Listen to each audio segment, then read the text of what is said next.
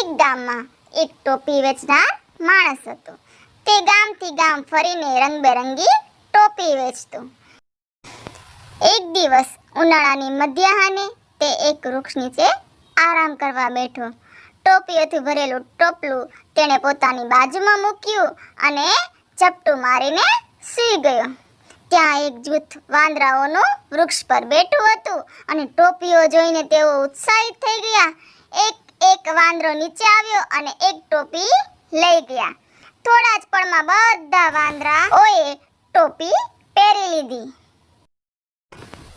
જ્યારે ટોપીવાળો જાગ્યો અને તેને જોયું કે ટોકરું ખાલી છે અને બધી ટોપી વાંદરાઓ પહેરીને વૃક્ષ પર બેઠા છે અને તે મુશ્કેલીમાં પડી ગયો અને તે માથું ખંજોળવા લાગી ગયો. અને આ જોઈ બધા વાંદરાઓ પણ માથું ખંજોળવા લાગી ગયા.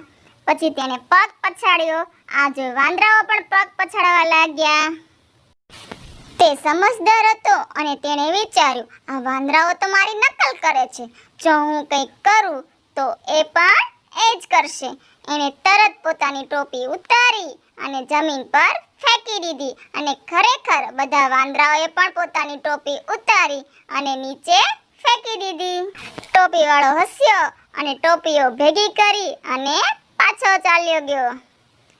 જ્યાં શક્તિ ન ચાલે ત્યાં બુદ્ધિ કામ આવે.